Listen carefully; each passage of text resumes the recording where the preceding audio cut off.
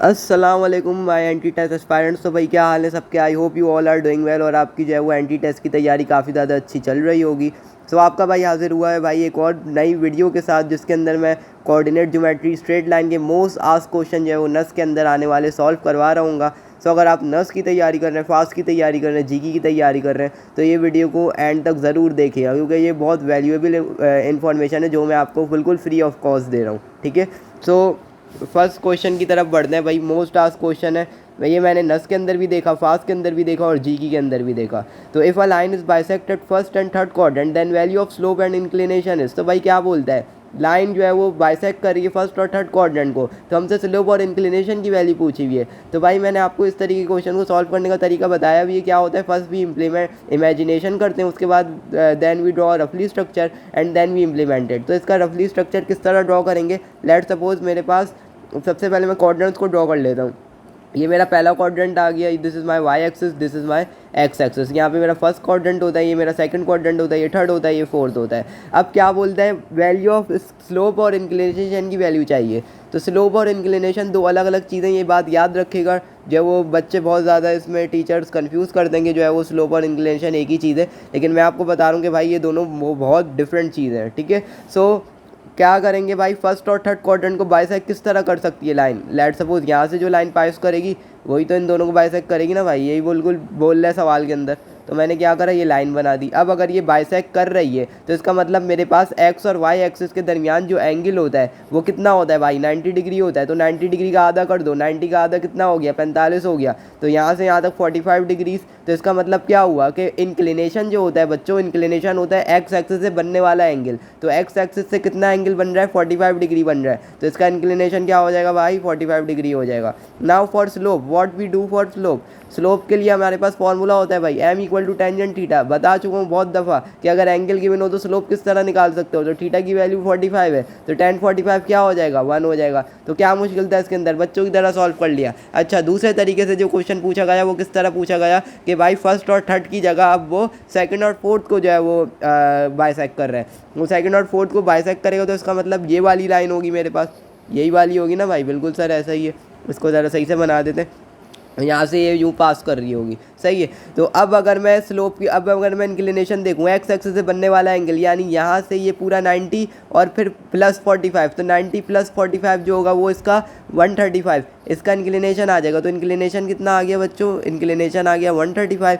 और what about slope, slope किस तरह निकाल लेंगे भाई, स्लोप निकाल लेंगे M equal to tangent theta. Theta की जगह आ जाएगा भाई 45, टेन 135 की वैल्यू होती है -1। सो that's all for this question. Second third और थर्ड फोर्थ के लिए भी हमने बच्चों की तरह सॉल्व कर लिया।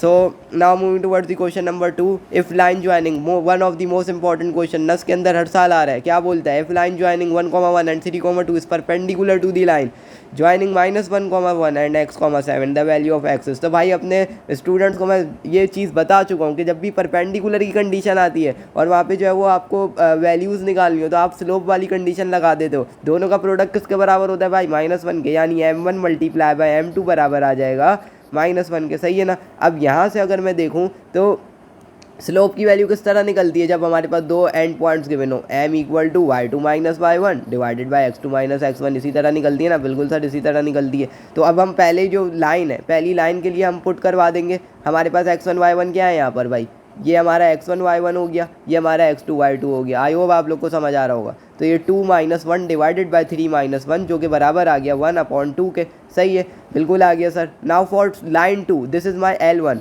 ठीक है, ये मेरा m1 आ गया। अब फॉर m2 क्या करेंगे, m2 के लिए ये मेरा x1, ये मेरा y1, ये मेरा x2, ये मेरा y2, सही है। तो ये हो जाएगा 7 - 1 डिवाइडेड बाय x + 1, सही है। तो ये हो गया 6/x + 1। अब m2 भी आ गया, m1 भी आ गया। क्या करना है भाई, अब स्लोप को -1 के इक्वेट करवा दो और यहाँ से हमारे पास x की वैल्यू आ जाएगी। तो 6/x + 1 इंटू 1/2 इक्वल टू -1 आ गया, सही है ना। यहाँ से 2 1 2, 2 3 6, ये हो गया x + 1, उधर जाके मल्टीप्लाई हो जाएगा -1, तो 3 इक्वल टू -1 इंटू x + 1, सही है। माइनस प्लस माइनस माइनस का एक्स -1, ठीक है। तो एक्स की वैल्यू क्या आ जाएगी यहाँ पे भाई, सिंपल से मेरे पास आ जाएगी, एक्स को उधर ले जाओ, 3 को उधर फेंक दो, तो -1 और प्लस माइनस का 3, ठीक है। तो एक्स की वैल्यू क्या आ गई मेरे पास, -4 आ गई। सो आई होप कि आपको ये क्वेश्चन समझ आया होगा भाई, बहुत ही ईजी क्वेश्चन था। दोबारा से रिपीट कर देता हूँ, बस हमने इसके अंदर स्लोप की कंडीशन लगाई है और हमारे पास जो है वो आंसर आ गया है। Now moving towards the question number 3, the slope and x intercept of the line x3x - y = 2 will be. तो अब भाई इस क्वेश्चन के अंदर क्या करना है, मैंने अपने बच्चों को बहुत दफ़ा बता चुका हूँ कि हमारे पास जब भी स्लोप की वैल्यू निकालनी हो और हमें इक्वेशन गिवन हो तो वो कैसे निकलती है भाई, m = माइनस का coefficient of x divided by coefficient of y। बिल्कुल सर इसी तरह निकलती है। तो यहाँ पे x का कोफिशिएंट क्या है हमारे पास 3 है और y का कोफिशिएंट क्या है -1 है। जल्दी से पुट करवा दो, -3 अपॉन -1, माइनस से माइनस कैंसिल, स्लोप की वैल्यू आ गई 3। What about x intercept, x intercept क्या होता है भाई, ऐसी लाइन जो वाई एक्सिस को कट कर रही हो, इसका मतलब ऐसी लाइन जिसके अंदर एक्स की वैल्यू 0 हो, सही है ना। ये चीज़ आप याद रखिएगा, जिसके अंदर एक्स की वैल्यू 0 हो तो उसको हम एक्स इंटरसेप्ट के अंदर हम वाई की वैल्यू जो 0 होती है उसको हम एक्स इंटरसेप्ट बोलते हैं, ठीक है।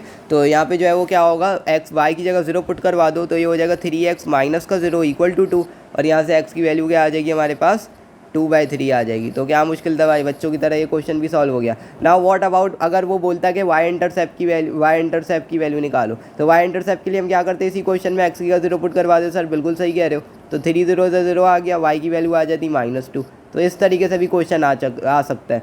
तो that's all for this question. Now moving towards the question number 4, क्या बोलता है, the points 0,1 x,1 and 2,3 are collinear, the value of x will be. तो भाई कोलिनियर पॉइंट्स क्या होते हैं, मैंने आप लोग को जो है वो अपने लेक्चर में बता चुका अपने स्टूडेंट्स को कि ऐसी लाइन जिसके अंदर पॉइंट्स जो है वो एक के पीछे एक हो और सेम स्लोप हो। मतलब अब बचपन में असेंबली में जो खड़े होते थे, पाकसर ज़मीन शार जब पढ़ रहे होते तो एक ही लाइन के अंदर बच्चों को एक के पीछे एक खड़ा किया जाता था। अगर आप सामने से देखते थे तो आपको सिर्फ एक बच्चा दिखता था, लेकिन उसका मतलब ये नहीं कि उसके पीछे बच्चे नहीं होते थे, उसका मतलब था कि पूरी लाइन में जो है वो सीक्वेंस से आपको खड़ा किया हुआ है। इसी मतलब लाइन के अंदर भी क्या है कि पॉइंट के पीछे एक और पॉइंट जो है वो सीक्वेंस से हमें दिए हुए, इसी लाइन को हम बोलते हैं कोलिनियर, ठीक है ना। तो यहाँ पे पहला पॉइंट है, दूसरा पॉइंट है, तीसरा पॉइंट है, चौथा पॉइंट है, इन सब के जो स्लोप्स होंगे हमारे पास वो सेम होंगे, ठीक है।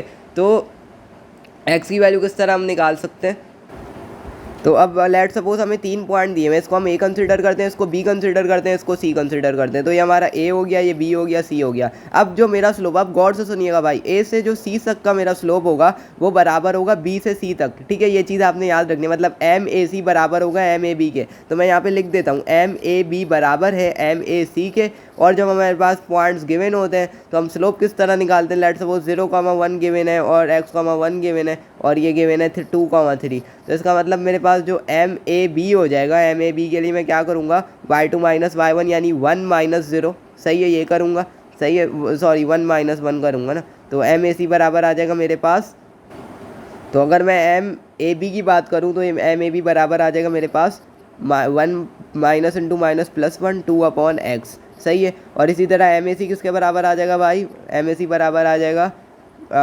4/2 यानी 2 के बराबर आ जाएगा, सही है। तो यहाँ से मैं दोनों को इक्वेट करवा दूँ, यानी 2/x = 2, सही है। तो यहाँ से x = 2/2, 2 से 2 कैंसिल हो गया, x की वैल्यू 1 आ गई। तो भाई क्या मुश्किल था, बच्चों की तरह सॉल्व कर लिया। इस तरीके क्वेश्चन नस दे रहे तो क्या मुश्किल है, कौन कहते हैं नस का टेस्ट मुश्किल आता है।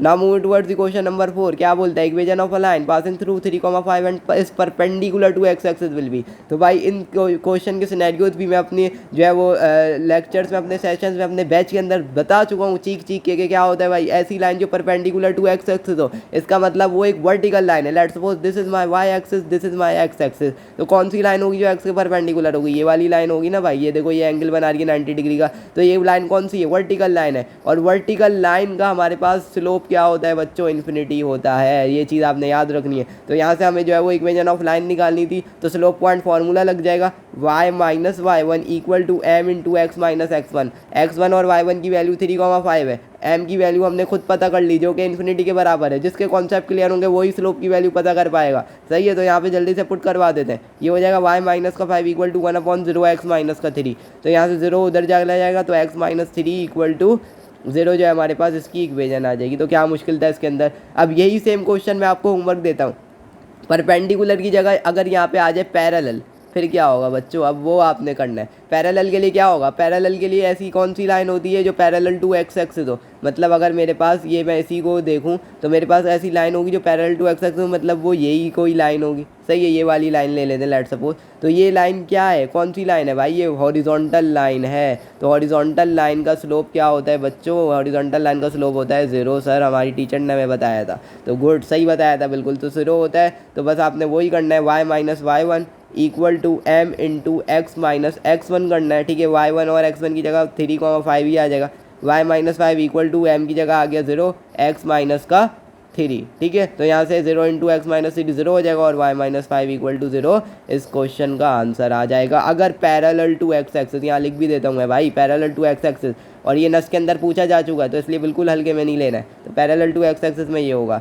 Now move towards the question number 5। ये ज्योमेट्री का एक क्वेश्चन था भाई, इसका जो है वो आंसर मैं आप लोग को डायरेक्टली बता देता हूँ। ऐसी 4 साइडेड पॉलीगॉन जिनके एंगल इक्वल 90 के ना हो उनको हम रोम्बस बोलते हैं। ठीक है, ये चीज़ आपने याद रखनी है, ये डायरेक्ट जो है वो ज्योमेट्री का MCQ है। अब 4 sided polygon which has opposite 2 side parallel, तो इसको हम बोलते हैं ट्रेपेजियम। ठीक है, इसकी मैं डिटेल में नहीं जा रहा क्योंकि अभी हमारे पास टाइम शॉर्ट है और का वीडियो की लेंथ ज़्यादा हो जाएगी। तो ट्रेपेजियम और रोम्बस ये बस आपने याद रखना है।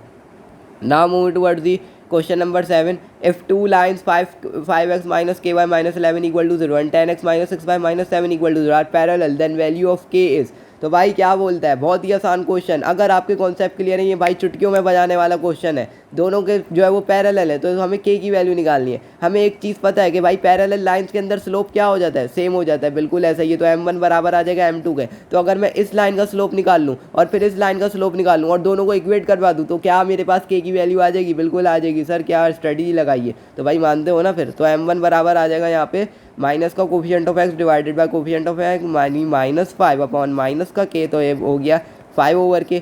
ठीक है, m2 की वैल्यू किस तरह निकाल लोगे, m2 की वैल्यू होती है भाई माइनस का coefficient of x divide by minus का कोफिशिएंट माइनस 10 अपॉन माइनस 6। तो यहाँ से ये मेरे पास कितना आ जाएगा, 2 5 ज़ा 10 2 3 ज़ा 6, तो 3/5 दोनों को इक्वेट करवा दो। तो 5 अपॉन के इक्वल टू 3/5 और यहाँ से 5 से 5 कैंसिल हो गया, तो 1 अपॉन के बराबर आ गया 3 के, और 3 की k की वैल्यू आ जाएगी 1/3। तो क्या मुश्किल था भाई, इसके अंदर बच्चों की तरह हमने ये क्वेश्चन सॉल्व कर लिया। आई होप कि आपको ये समझ आया होगा भाई। बस पैरेलल का लफ्ज़ जहाँ लिखा हुआ था इसका मतलब वहीं पे आधा हमें आंसर दे दिया था एग्जामिनर ने कि स्लोप जो है वो बराबर हो जाएंगे, और स्लोप बराबर होने के बाद जो है वो हम दोनों को इक्वेट करवा लेंगे। So that's all for this question. Now moving toward the question number 8। क्या बोलता है भाई, the point 3,4 is the mid point of the joint of 7,8 and x, the coordinate of x are.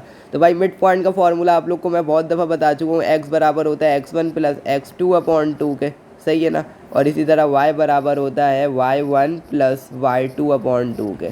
तो यहाँ से x1 और y1 की value हमें पता है कि x1 y1 जो है वो 3,4 है और x2 y2 जो है हमारे पास 7,8 है।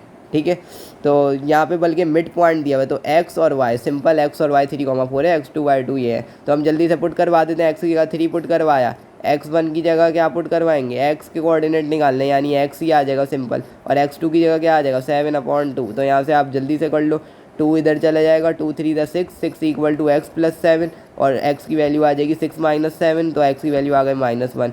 सर ये तो x की वैल्यू आई है, व्हाट अबाउट y, तो y के लिए भी आप यही कर लो। कोऑर्डिनेट पूछे ना, अगर सिर्फ x की वैल्यू पूछते तो हम यहाँ तक छोड़ देते। कोऑर्डिनेट का मतलब x कॉम्पोनेंट भी चाहिए और y कॉम्पोनेंट भी चाहिए।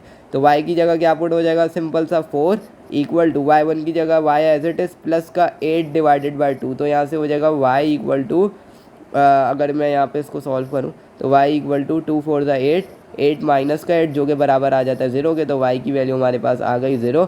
सो that's all for this question. इसका आंसर आ जाएगा -1,0। तो क्या मुश्किल था इसके अंदर, x और y के कोऑर्डिनेट, x1 और y1 के कोऑर्डिनेट जो हमने बहुत ईजिली निकाल लिए। सो आई होप कि ये वीडियो आपको प्रोडक्टिव लगी होगी। इसके अंदर मैंने नस के मोस्ट आस्क्ड क्वेश्चन जो है वो सॉल्व करवाए स्ट्रेट लाइन से रिलेटेड। अगर किसी भी क्वेश्चन में आपको क्वेरी है तो आप कमेंट सेक्शन में ज़रूर बताइएगा, और अगर आप हमारा बैच ज्वाइन करना चाहते हैं तो वो जल्द से जल्द अपनी रजिस्ट्रेशन करवा लेंगे, क्योंकि हमारा नया बैच शुरू हो चुका है। इसके अंदर जो है वो हम नस, पास, GK, NED सब यूनिवर्सिटीज़ पाकिस्तान की इंजीनियरिंग की हम तैयारी करवाते हैं, और इंशाल्लाह आपके टॉप यूनिवर्सिटीज़ के अंदर जो है वो एडमिशन पिछले साल भी करवाए थे, इस साल भी करवाएं। सो जल्द से जल्द अपनी रजिस्ट्रेशन करवाएं। And that's all from your unknown engineer. अब मुझे इजाज़त दें, मिलते हैं फिर किसी नई वीडियो में। जज़ाकल्लाह, अल्लाह हाफ़िज़।